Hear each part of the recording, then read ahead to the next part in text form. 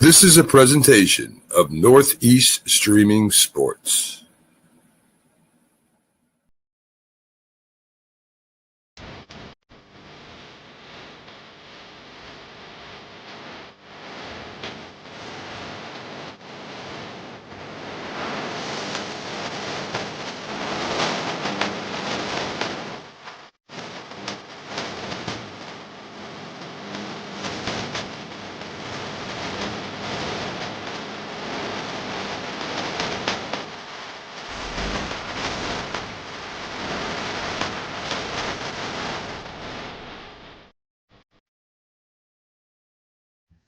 Good evening, everybody. Welcome to the Unprofessional Professional Sports Show. I'm your host, BA, and we got James Martin and Keith Engel with us today. Hope you gentlemen are doing good this evening. Let's see here. Okay, Daniel, how you doing, buddy? And of course, we put this on there for Keith. Let's start off with some college football because that's the hot topic right now, especially Lane Kiffin. Jeez. You sure you want this guy as your coach to LSU? Man. If the villain brings wins, that's all I need. That's all. I'm okay with it. I mean, and to speak on Lane Kiffin, look, you already know what he's done with teams, and you know how he's unceremoniously left or exited those teams. You know what you're getting. So I wouldn't be mad if he leaves us, for someone else and says, toodles, but thank you, but no thanks. I want to go somewhere else. It is what it is. But again, if we can we've had in this new millennium, 3 coaches with 3 championships with LSU. I like him to be number 4. So, and I think he has a great potential to do that with all the money they're going to give him in NIL. $25 million NIL, 7 years, $90 million contract. Let's go. And that's GEAUX. Go. If you can't say it in front of me, don't say it at all. If you got to spell it out, I can't spell. Lane Kiffin is the most duplicitous person. I've backed him a lot, man. This guy has spun a tale that is so not far from the truth on this whole thing. He apparently agreed a week ago verbally to leave. He thought there was going to be 3 choices, right? And there was really only 2. You take the job and leave, you stay and you coach. There was never one in any real world. And forget about all the other examples of coaches that are staying. They aren't the same conference. They aren't going to be a walking billboard for the school that they're going to for 6 weeks. They're going to be whispering in kids' ears to leave.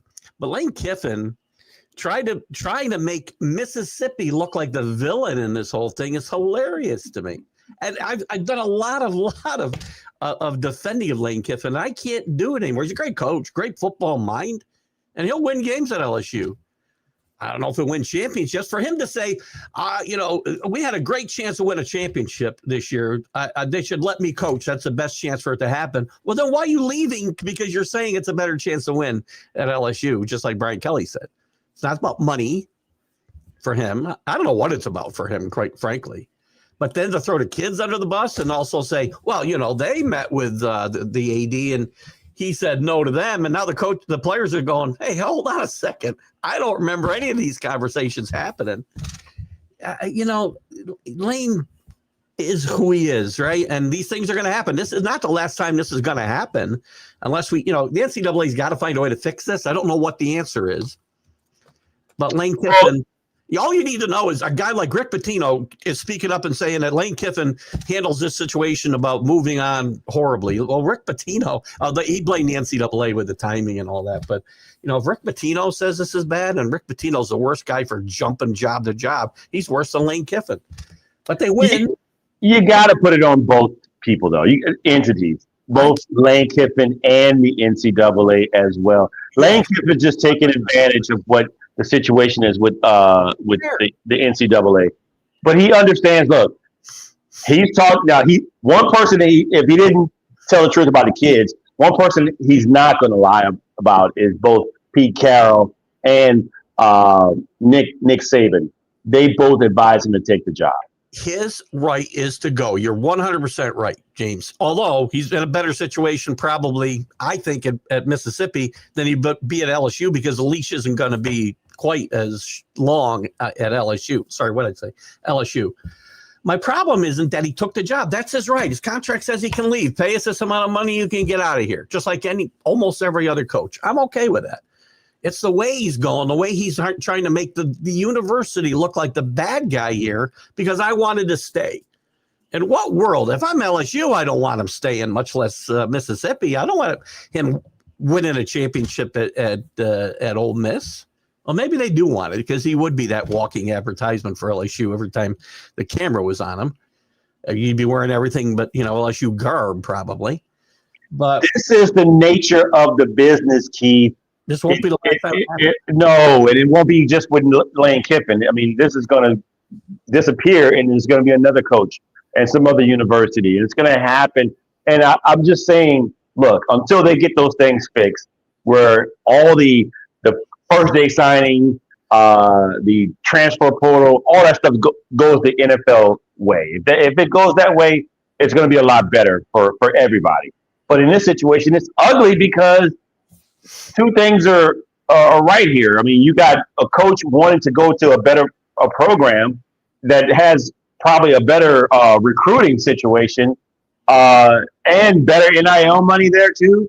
He's going there, but at the same time, they just happen to be one of the best teams in football that's going to the college football playoff. Not a good situation. It's just a bad timing for everything. And I think that unfortunately, it's not only bad timing, it's Lane Kiffin in the mix of this. It's just Lane Kiffin in the mix of this. And so you know who he is. I know who he is. He's that number 5 wife. You know what he's done to everybody else. All the ex-husbands are looking at you like, you don't want to do it. You don't want to do it. But you go on and do it anyway because you see the upside there and you're willing to take the risk, however long it may be. You do want to take that chance, and you're going to put the high price, the big ring on the finger. You're going to give him the big house and the big car, and then he's going to leave you after you got your use out of it. Listen, if there was a poster boy to be the first guy this to happen to, Lane Kiffin's a perfect guy, as you mentioned, with his track record at Tennessee and USC and the Raiders, and gets fired championship week by Nick Saban. So as the offensive coordinator, he's a perfect guy for this to happen to. And again, I'll defend his right to go do this. He's got a right.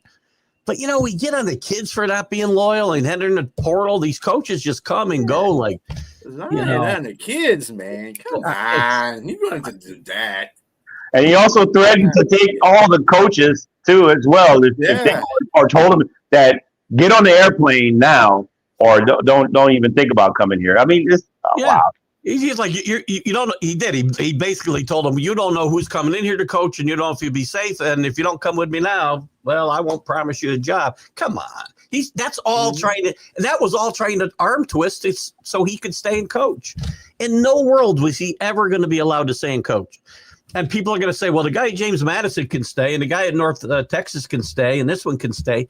They're smaller schools. They're not in the same conference. It's not the same universe. It's just, oh God. If Lane Kiffin was in car sales, he'd be at the top of the list of all this monthly quotas because he would definitely sell a lot of cars for sure.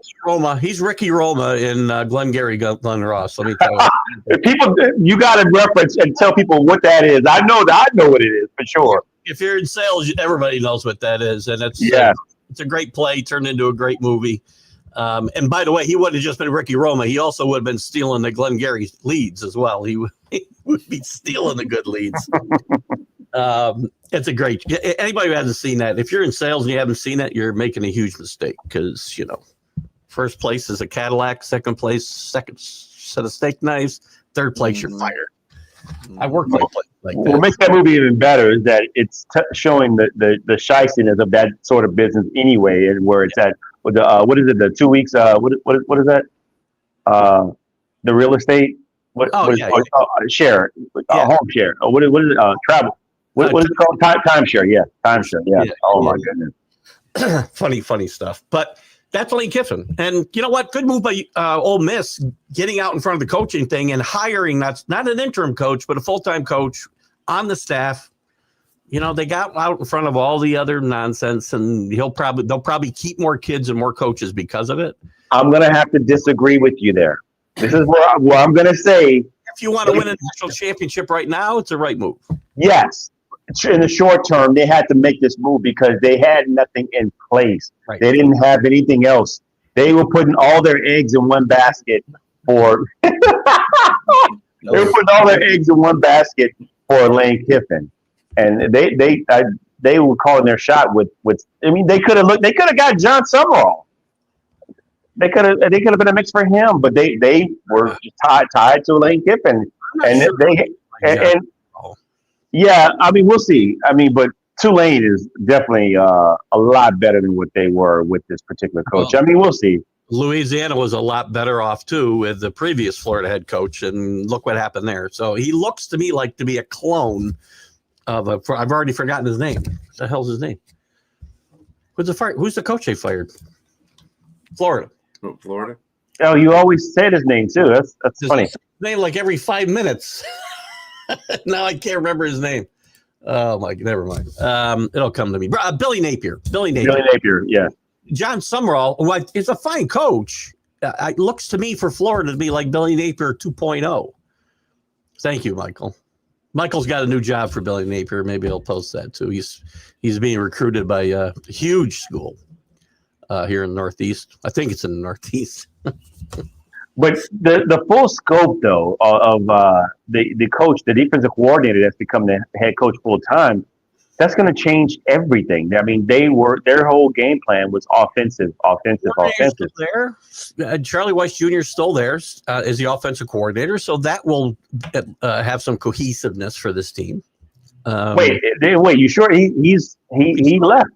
No, he didn't. He stayed. Unless he decided to leave after he decided to stay. Let me check. Real quick. Charlie Weiss Jr. I think he's coming to LSU, man. Yeah, well, hold on. He returns to Ole Miss for the playoffs. Yes, that's what they were allowing him to do. That's a whole nother can of worms, which tells me that this is how do you do that and not let the coach? That to me, this is all emotional stuff. This is drama. There's so much stuff swirling around this whole thing for like on the peripheral that ticks me off. How about the committee? Why doesn't the committee penalize?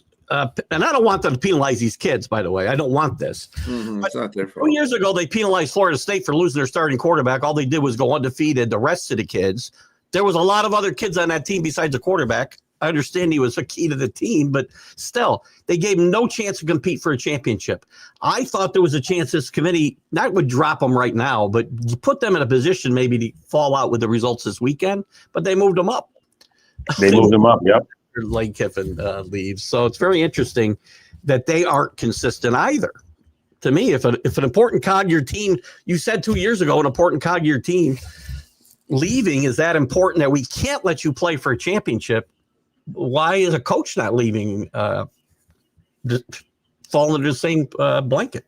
To me, this is hypocritical now this is where I blame Ole Miss and say this is hypocritical on your part. You could have just let the coach do this, and then yet that the offensive coordinator in Charlie Weiss Jr. is going to LSU, but you let him come back to coordinate. That doesn't make any sense.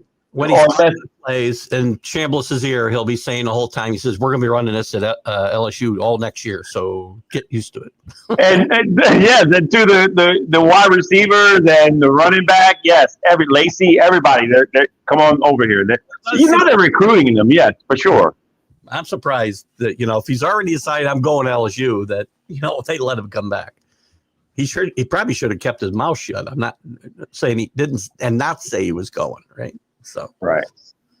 But this is the ugly world of college football today. So we might as well get used to it, I guess. And it overshadows, championship weekend, which, there's some games that are, why are we even playing? I'm like Ohio State and Indiana. Why are we playing? You really don't need to play the game. But you got a couple that are really important. Mm-hmm. especially the Big 12 game. Big 12 is Oh, that's very important. 12 can change everything. As we talked about before we started, I mean, Notre Dame, who we all thought was safe, gets dropped a spot behind Alabama. Everything I read, I assumed Alabama and BYU lose and Miami's going to be in. No, they got like a 5% chance to get in, even if Alabama loses. And I get it. You shouldn't penalize a team that's playing an extra game in Alabama. But it's going to be very interesting if this final poll comes out Sunday night and Notre Dame and Miami are sitting there side by side and one's above the other. They might change their mind. They could change their mind. They said, I don't know where it's not. I don't know if it's written down in some kind of, bylaw or something for the committee, but they said when it becomes to two teams next to each other in the standings, head to head will be the tiebreaker. They basically have said this since the beginning of this committee, but they haven't really implemented it. And it'll be interesting if somehow those two teams end up, 9 and 10. Well, I shouldn't say 10 and 11, let's say, because I guess that would what it would have to be. They may rethink the whole thing. All of a sudden, Notre Dame may be out for Miami. I don't know. Which is crazy. Notre Dame's strength of schedule was pretty tough. And even the two games that they lost, they played them well. I mean, they played down to the wire with Texas A&M, and they were dominant in all their other wins. I mean, all the wins. And I see Janae, who used to work for me, by the way. She's a big BYU fan. She's a season ticket holder. And now, I don't understand this. So Alabama, who's ninth, correct? They play Georgia. Mm-hmm. And everything I'm reading, don't matter if they lose, they're still in. They're not going to drop them out of the playoff. But if BYU doesn't beat Texas Tech, there's no way they're getting in. Why would they be dropped? Why are they going to be penalized for playing an extra game in the Big 12 championship game, but not Alabama? Shows you the lack of watchability. The strength of schedule. It shows you the watchability. Well, strength of schedule. BYU has beaten like 6 teams with a winning record, and their only 2 losses would be to a team in the playoff and probably ranked 3rd or 3rd or 4th. So that's their only 2 losses if they lose. I agree. I'm with you. I'm just saying what the committee's probably looking at. Yeah, I'm with you. I don't think neither team should be penalized. But again, you're going to look at the history of the leagues. I mean, SEC versus Big 12. SEC is going to win out every day. I get it. So we're going to take a 3-loss Alabama team over a 2-loss BYU team who lost twice to maybe the number 3 or 4 team in the country. Right. I'm with you. I don't get it. But that's what's good. And then you got the whole ACC mess. Duke wins. We got another mess on our hands because the ACC is going to have nobody going. James Madison, it could get even messier if James Madison finds a way to lose the Sun Belt. Because I don't know who's going to go then. You got the American champions going to go. But Tulane, yes. Probably Tulane. Well, I don't know. North Texas is actually. You're right. North Texas is pretty much, man, they're killing. Game. That's going to be a really good game. So one of them is in. So James Madison wins and Duke loses. James Madison's going to this playoff because the 5 highest ranked conference winners. And Madison. The committee does not want that. You're going to see new rules next year about that, probably. I mean, let that sink in. I mean, James Madison is getting into the college playoff. And they kudos to them. They deserve to go. Really good team with a really good coach who's going to UCLA, by the way. The coach who preceded him has got the number 2 team in the country. I think they can coach a little bit there in JMU. Right? They find good coaches. Every single coach. They've had a football team. They've only been in Division I, I think, since, 6 or 7 years. But they've had a football team for 53 years. No coach has ever left there with a losing record. Nobody. They pick coaches pretty good there. I think I'm going to go there and coach, actually. There you go. Stick to the video games. I'm ranting all over the place here. Jack Hurst. I'm like Jack Hurst Jr. Yeah. So We do have some big games going on. Brian's here. I didn't know Brian was here. Hi, Brian. How are you? Yeah. Hey, how are you? We're just tag teaming, going back and forth. Right. Monopolized the first 20 minutes there. Sorry, Brian. You're good. You're good. So one of the games this weekend that's going to be fun to watch is Tulane versus North Texas. Of course, I remember North Texas because they beat Navy. Punks. But anyway. Interesting coaches that have taken other jobs, by the way, as we talk about that. Both those coaches are on their way to new positions. Mm-hmm. I got to give you my Mighty Sharp barbershop imitation of the Jewish guy in the barbershop talking about he whipped Joe Lewis's ass. No, but more so. They beat Navy's ass. Hey, Navy got America. They gave Navy a little bone anyway this week when they ranked them in the top 25 in the playoff poll at least. Mm-hmm. Not going to do them any good, but no, much better than Army. Army had a decent year. Yeah, they had a decent year. Okay, not great. I can't sure. So Texas Tech will be playing BYU, as we stated before. Number 4, Texas Tech will be playing BYU. Number 3, Georgia will be playing number 9, Alabama at Alabama. And number 1, Ohio State will be playing number 2, Indiana. That's the one I'm looking forward to. And I really think Indiana can beat them. And number 17, Virginia, again, stated before that the ACC championship with Duke can mess up all kinds of stuff. I almost want Duke to win and just give us chaos. Oh my goodness, an 8-5 team, man. Oh, go sit down somewhere, Duke. If BYU wins and Duke wins and James Madison loses, we got all kinds of chaos for Sunday night. You're not going to have any clue who those 9, 10, 11, 12 teams are going to be. No idea. Yes, the former quarterback at what's his name? I can't remember. Jake Retzloff, something like that. Was a BYU quarterback, got run off campus for some trumped up charges. Yeah, one of the maybe they weren't. One of the coaches that are going to be leaving their program is offensive coordinator Hartland from OSU.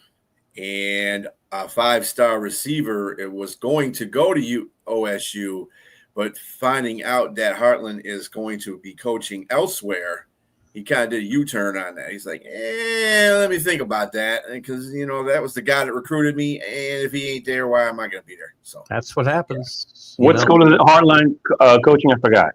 South Florida. South Florida. That's right. Yep. Mm-hmm. Yep. And Keith, I'm going to tell you, I picked BYU on my pick'ems. I think there's a little bit of a chance for an upset there. BYU versus Texas Tech, yes. I agree. They play good football most of the year. I mean, they only have lost to Texas Tech. That's it. So that's a pretty good resume right there. That's not a bad league. Remember, that's a sole Power 4 conference there, right? I know it's not the SEC, but there's still some good football being played there. And by the way, speaking of coaches, Penn State, the music has stopped and there's no chairs left. All the coaches are gone. Who are they going to hire? Well, coaches are turning them down. I know. Everybody they targeted got a big new contract, and they're the real winners, I guess. The real winners in this are the coaches who didn't take new jobs but got huge extensions. There's about 8 of them. That's something that you got to look down the line and look at Penn State and say, what's wrong with the school now that coaches don't want to go to? Because it used to be obviously Joe Paterno was a coach there for a long time, and it was before the scandal. They were prominent. It was just a great program, and everybody wanted to go there. You wanted to play there. I'm in Louisiana. I love Penn State. I watched them. I was a huge fan of Joe Paterno. And everybody could John Carter during the 90s, running back, linebacker. Yeah. You're laughing, but there was some comments mentioned about that. That I don't know that's Rick. I think Rick might be serious with that. I'm sure again, LSU toyed with Mike Tomlin a couple of years ago before they hired Brian Kelly, right? Yeah.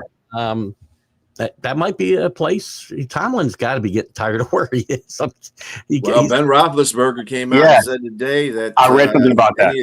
They need to change the head coach, Pittsburgh. He said Ben Roethlisberger. You know, they don't fire coaches there, though. They haven't fired a coach there in like 60 years almost. So they never fired. They're left on their own. So give me a little more context on what Ben Roethlisberger said. Is he not in favor of Mike Tomlin as a coach, or he thinks he needs to retire because of the stress level, or does he not really like him at all, and he just thinks Pittsburgh just needs to go in a different direction? The team, needs to go into a new direction, basically. Big Ben floated that rumor.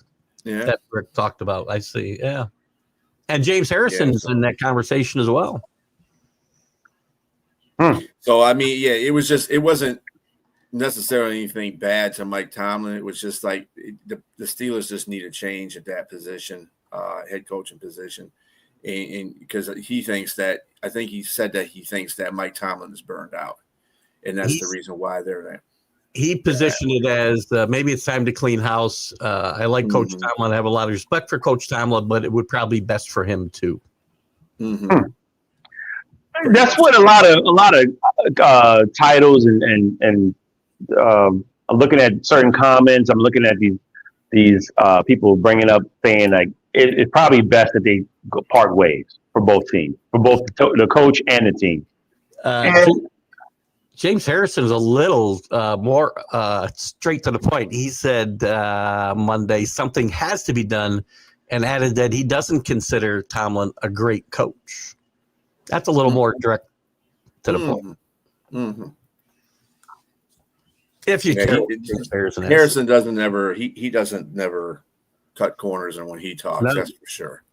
He's never hindsight is always 20/20. It's always easier to say things when you're not in. Yeah. I mean, come on, James. Was he? You won a championship in 2008 with that same coach, and I mean, I don't care how you slice it or whatever.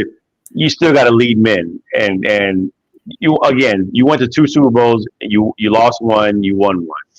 I mean, it's what it is, man. I mean, I'm not saying that Tom probably shouldn't get take a seat and go somewhere else and try something different.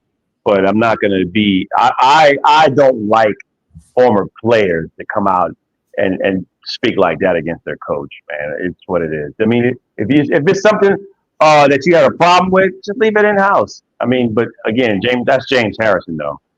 So he's kind of controversial to me. Yeah, without a doubt. I think Pittsburgh fans are really, really, really tired of this whole situation with Mike Tomlin. Oh, they were chanting fire. The fact that they were booing him again when they were playing Buffalo, that tells many tales right there. Look, my team had the greatest coach of all time. He needed to go when it was time to go, right? I mean, it doesn't mean he wasn't a great coach, but the things had passed him by. It was done. You needed fresh air. We didn't get it right away. That's the same thing with Mike too. Yeah, I think he needs. I don't even think he needs to take another job. I think right now he just needs to settle down. And what is one of his kids is doing something football. It's kind of like the Jeff Fisher Titans and Marvin Lewis Cincinnati. Mike Tomlin's head and shoulders above those two guys. Though I think. Yeah. I think he's a great coach. He was a great coach. Whether he is now is debatable, but I don't think that diminishes what he did prior. 2 trips to the Super Bowl and a win. It's pretty good. Yeah. A lot of coaches out there don't get that or anywhere it's close to that, who we think are good coaches. So Marty Schottenheimer, Marty's not with us anymore. And rest in peace, Marty, but you're right. I mean, Cleveland and San Diego, he had some of the best teams, man, and he's gotten them at least as far as AFC championships, but that's it. I mean, he basically is Bill Cowher 2.0 because I think they have the same number of Super Bowl wins and the same number of appearances, right? So, I mean, it's great to have stability 3 coaches in almost 60 years is never going to happen anywhere ever again. But there does come a Especially time. this day and age. Yeah. There came a time for Cowher to move on. There came a time for Chuck Noll to move on. And I think it's probably past time for Mike Tomlin. I really do. And that's not to diminish what he accomplished as a coach. And that's crazy. That's crazy when you hear what you just said. Came a time for Chuck Noll to depart. Wow. Yeah. That's crazy. He won 4 Super Bowls, didn't he? The road runs out for everybody. Landry, yes. check everybody. So, Yeah, I mean, the game will pass you by eventually, just like athletes. Age catches up with you. You can't be that same player you used to be. That's the beauty and the badness of sports, kind of Right. like, Right. Yeah, I don't know about being a great NFL coach and you need a quarterback. I mean, it depends. There's been some great coaches in this century that have won without great quarterbacks. Bill Cowher. I don't. Yeah. Bill Cowher won with Roethlisberger when he was a rookie. He had a great quarterback. He got there with Neil O'Donnell. So let's go John Gruden. He had a defense of a century, but Brad Johnson is an okay quarterback. Trent Dilfer with Brian Billick. And there you go. That's what I'm saying. I think Michael might be, and I don't want to speak for him, to continue to be in competition year after year after year. You really do need a good. Bill Belichick wasn't winning 6 Super Bowls without Tom Brady, right? Right. But one thing I will give credit to, what's the gentleman's name? Michael? Is it Mike? Michael, yeah. Yeah, Michael. I will agree with him now. Those things we mentioned were in the era when defenses were the norm. Having a great defense. Now, in an offensive age, you got to have a quarterback. You got to have, whether it be a dual threat quarterback or the minority now, the pocket passer. You still have to have somebody that can light it up to have a puncher's chance at getting to the Super Bowl or to be a contender. Did I hear Drake May? Did you say Drake May? Was I listening? Was it in my head? Was that in my head? I got to give you credit, man. I'll be honest with you. I thought the top 3 quarterbacks that were going to be drafted, I thought it was going to be Drake May number 2, and I thought that Jaden Daniels probably be number 3. It went the opposite way. But if we had to do a draft do-over, I would say Drake May probably should be number 1. He should be in Chicago. I would need that draft do-over because I was in favor of drafting Marvin Harrison at 4 and finding a quarterback later. That's why I'm doing this show and not drafting for the Patriots. I think we're all in that same boat. Anyway, we had a couple of Pittsburgh did a couple of things. Speaking of Pittsburgh this week, well, basically in the last 24 hours, they signed Adam Thielen. By the way, Minnesota let him go because Thielen wanted a bigger part in the offense. And with JJ and Addison and Hawkinson, I don't think there was too much of a spot. Being a third receiver is not Thielen's. He didn't want to be the third wheel, basically. He has a better chance again with Pittsburgh, obviously, to be in the second. Number 2. Yeah, to be the number 2. So we'll see how that works out for him. And also, Pittsburgh let go of Darius Slay. And just not too long ago, the Buffalo Bills picked him up. So, yeah, that's kind of weird. So the Adam Thielen one, I mean, the writing's on the wall. I think there's the writing's on the wall. Hey, so how you doing? Brings herself yeah. up. So with Adam Thielen, ladies and gentlemen, the great Sonia from Friday with the Fellas and every other show, and the proprietor, the super fan of the winning Carolina Panthers right now. Oh, she's like Beetlejuice. I said her name earlier and she showed up. Yeah, but bewitch. But as I was saying about Adam Thielen, I think the writing's on the wall. If you can't beat out some of the other receivers, and clearly JJ and what's the other guy's name? Number 2. Jordan Addison. Is it Jordan Addison? Yeah. Yep, Jordan. Yeah, Jordan Addison. You're not going to beat them out. And not only that, they're slim pickings. Their quarterback's not getting those guys the ball. So what do you think is going to happen with you as a third or fourth wheel? And so they're having problems also in the Steeler Nation. So it's not like he went to a better situation. I don't think. I think this might be going back to retirement again after this. And I don't think. Well, this I is gonna mean, work he's out. got. Well, at least he's got a quarterback that's going to throw to him. I mean, you know, albeit a rusty one, but it's better than JJ right now. He's got a quarterback that's throwing his receivers under the bus. That's going to throw him the ball. Yeah. Mm-hmm. Mm-hmm. Also, Ravens signed tight end Andrews, to a 3-year extension worth a reported $39.3 million. Nice. So he's shored up, getting ready for his retirement package. And he's going to hold on to the ball now in the playoffs. That's in the contract. He caught the bag. He caught the bag with all the money. Now he's got to catch the football. Yeah, there you go. You catch the bag, you got to catch the ball, buddy. That's how it works. And this is another thing I got to mention about the Philadelphia Eagle fans. Come on. Really, you're gonna egg Petrula's house? and that's not the worst. They've done sent him death threats. I'm like, well, that's nothing new in sports. That's nothing new in sports. Jesus, sports. Well, it's nothing new for Philadelphia, I guess. Them fans are just rampant. Don't wear Santa Claus outfit in Philadelphia. Yeah, they boo Santa Claus. I mean, that tells you everything you need to know right there. Throwing snowballs at him and everything. Jackass. Anyway. I guess you got to be a bad Santa in Philadelphia. So. That's why they got a jail in the stadium. Do they really? Yeah, they're the only team in the NFL. They did in the old stadium. I don't know if they do in their new one. I think they do, but I'm not sure. But Veterans Stadium had a jail. I wouldn't be surprised. Traders during the game. I wouldn't be surprised. I don't know. I didn't experience it. I just heard about it. Yeah. Chris Boyd surprised his teammates at Jets facility after coming back out of the hospital after being shot. So he surprised his teammates. But that's cool. I'm glad that the young Bucks doing well and everything is going good for him. Hopefully he'll be able to play football pretty soon. So.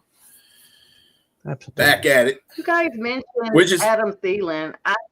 I do want to mention something about that. I am so upset about how the Vikings did him. I mean, he asked to leave Carolina to go back to Minnesota because he wanted to retire a Viking. Everybody knew that it was pretty much going to be his last season. I know that he wasn't, requesting a lot. He just wanted to get a few yards, to kind of go out with.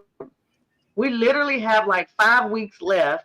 They probably are not going to go to the playoffs. It's not like it would have been any skin off of, their back to let him play. And he literally requested to come there. Like he loved Minnesota.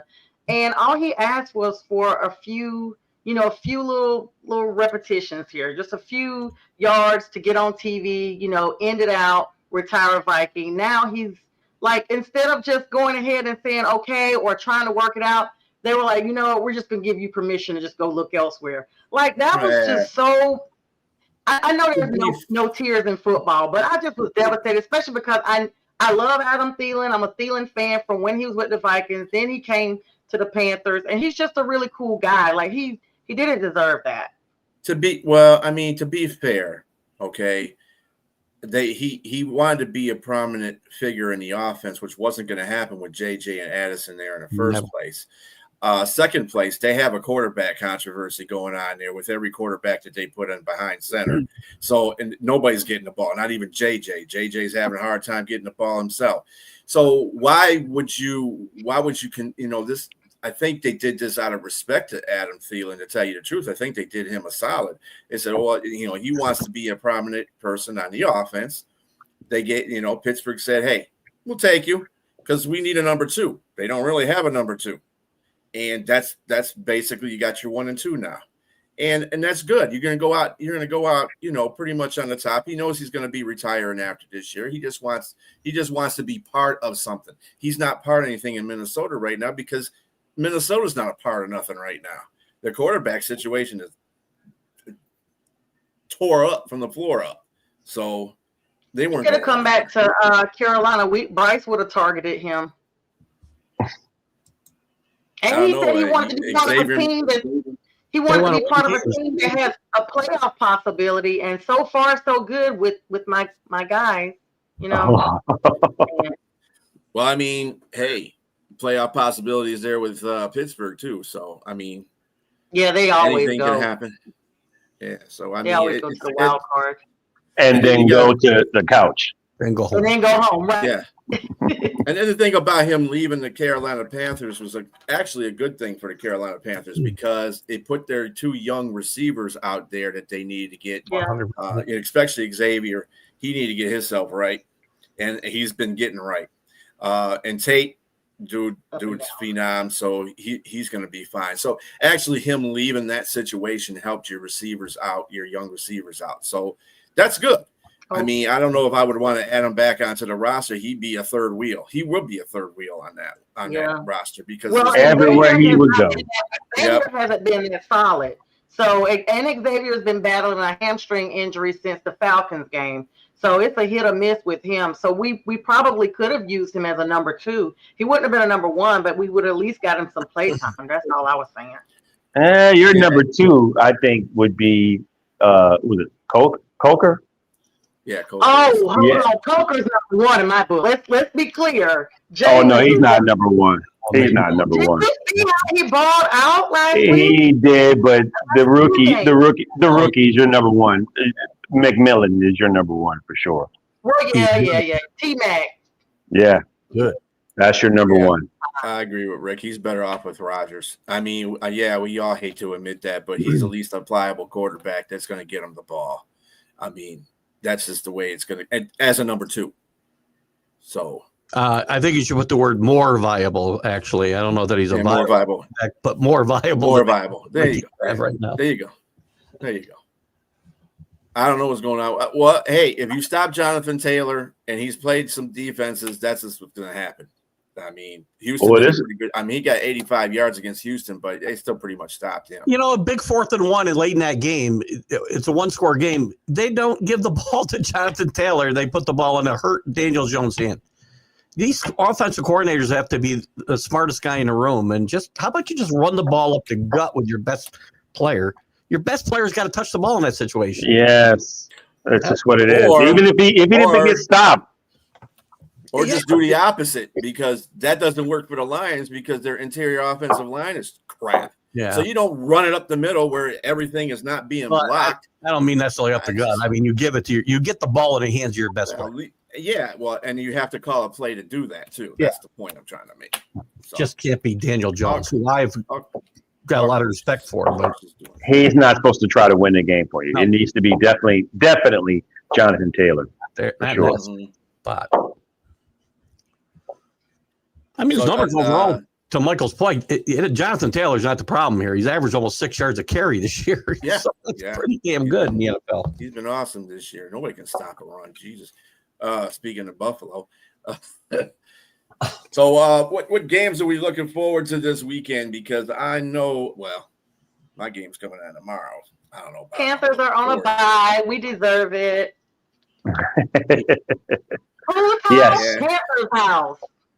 And then they got a four game tough road. That's basically the remainder of the season. Listen, your team's got one of the bigger games of the season tomorrow night. That's a huge matchup for both these teams. If anybody's going to continue momentum one way or the other, this is a big game for both these teams. The Cowboys are playing much better defense. That's a big game. Better. I know one thing. Dan better bring his real barrel because he needs to call more of them type of game than the stuff I've been seeing lately. How about getting some? He doesn't need to be calling plays. He don't. Huge mistake, by the way. But his ego is so big. He took the play calling away from Morton, which I thought was a mistake in the first place because you're not giving the offensive coordinator, enough rope. You know what I'm saying? Let him call the plays and get used to the play calling for Detroit instead of sitting there. Oh, well, I don't like this, so I'm just going to take over the play calling duties because you don't like something. Right. Give him a chance. You gave Ben Johnson a chance. Ben Johnson was 1-6, so you gave him a chance. So why not give this guy a chance? So my question is, those early games that you guys were winning, who was coordinating? Who was calling the plays there? Wasn't it Morton? That was Morton. Mm-hmm. That's what I'm saying. So my thing is, you got to look at the issues at hand, and it's not the coordinators, the deficiencies that you have on your offensive line. That's it, interiorly. That's the main problem. And if you could try to fix that and patchwork it, let the offensive coordinator figure out some other things that can mask those problems. I mean, I'm just a sideline coach here. I don't know what to do there. Head. I mean, I've been saying this since the beginning of the season. The interior line is they're going to go where the Lions, if they don't do well, the Lions are going to do well. If they do well, they're going to do well. That's the whole point. That was the whole focal point of this whole season to me. And I don't know the reason why they didn't re-sign Zeitler. That was not a very good decision. I felt the front office made. I shouldn't have let him go. I know he wanted to go back to Tennessee to be with his family and stuff like that. But, dude, that's why they make cars, jets, buses, stuff like that. You know what I'm saying? You can go down there on your time off. And the internet, you can see him on. Right, exactly. I mean, pay him some money, pay him some more money, and have him stay on there. At least with Ragnow leaving, Ragnow retiring, at least the line would have been partially okay. But Ragnow's back though, right? No, he failed his physical. No, he failed. He failed his. Yeah. That's horrible. Mr. Man doesn't know how he has a grade 3 hamstring injury. Come on, Frank. Yeah. Wait, you don't know? He knew. He knew. He just thought it was. But why are you going? But that's what I'm saying. You wait till the last minute, just like you wait till the last minute to retire. You wait till the last minute to bring your behind back here, and then you knew you had.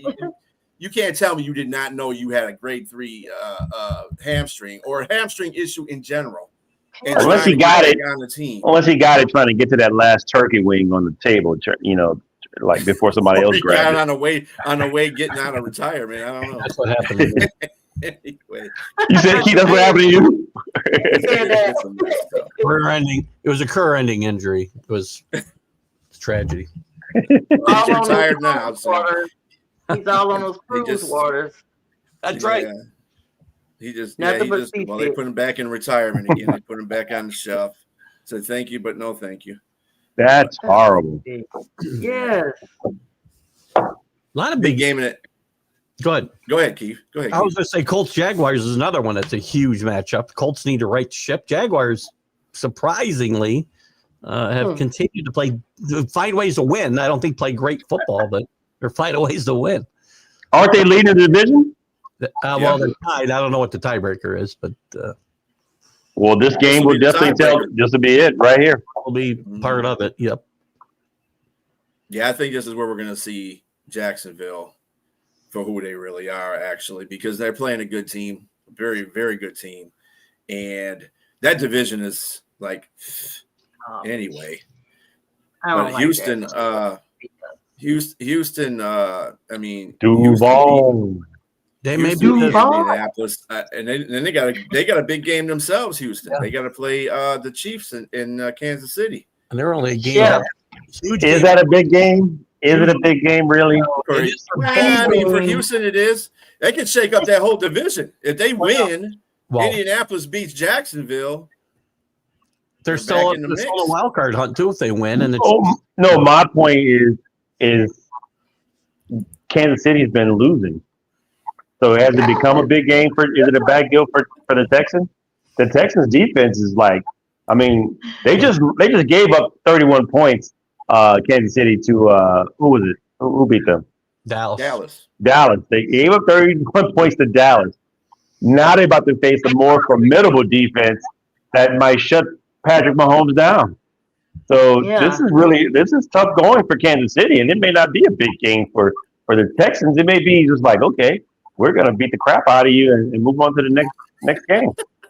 Well, I got a question. Well, I guess it's going to be a point for Kansas City. So if Kansas City is like, okay, so at the beginning of the season, of course, we all talked about Travis Kelce getting engaged and probably hanging up his cleats for family life. With Kansas City looking so bad, you guys will probably retire or he'll try to wait and come back one more time to see if they can, be more formidable for a playoff contention. I think he comes back again. I'm not counting this team out this year yet, by the way. The Kansas City, I've learned not to count out until they're dead and not breathing. And So they find a way to get things done. And I think Kelce might come back one more time.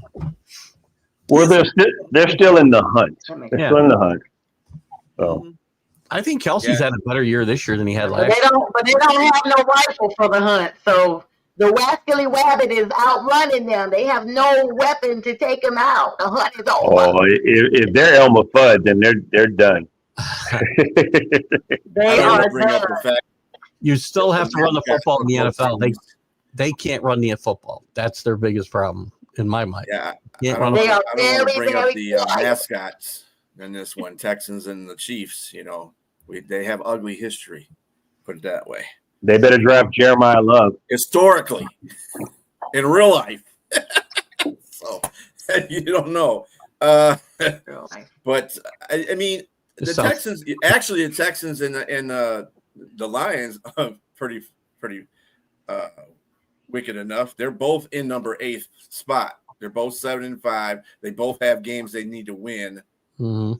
But I mean, Kansas City needs to win too. Dallas needs to win too. These things matter. Dallas definitely needs to win because they got the Carolina Panthers nipping on their butt, and Carolina already beat them.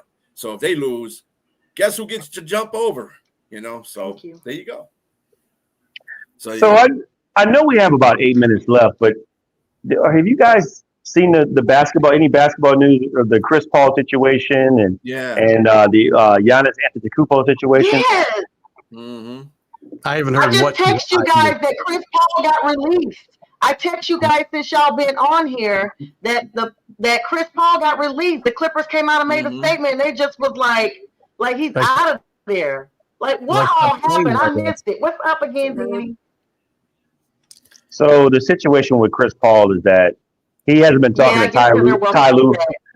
He hasn't been talking to Ty Lue for weeks. So that, to me, that's sort of like a hostile environment because I mean you can't not talk to your coach. And they said they keeping some things in house in regards to what was going on, but most things is that his leadership style was not matching with what that of the head coach. To me, that causes a lot of division. That can have players that might side with Chris Paul, and then players, of course, will side with the coach. And then you got the terrible situation with Kawhi Leonard, whatever he's got going on off the field, and he's constantly in load management. And then the biggest elephant in the room is that they're 5-16. They're just not a good team at all. And to me, Chris Paul, CP3, is no longer CP3 anymore. He's CP 0.3.325 or something like that. He is a shell of what himself was. I mean, clearly, he's old. He's close to LeBron's age. So I think he's too, right? Didn't he say he was done after this year? Yes. But with that said, I mean, if this was CP3 of 2008, they probably get rid of the coach. They keep CP3 because he's the forefront of the team. But you can't be a distraction to your team when everything else is going bad and you're like 1 foot out the door into retirement. Fair. And Giannis is out there talking about his future with the Bucks. I thought he said his future. He's been looking bad for a while. Didn't he say talking about his future with the Knicks? That's the way I heard that.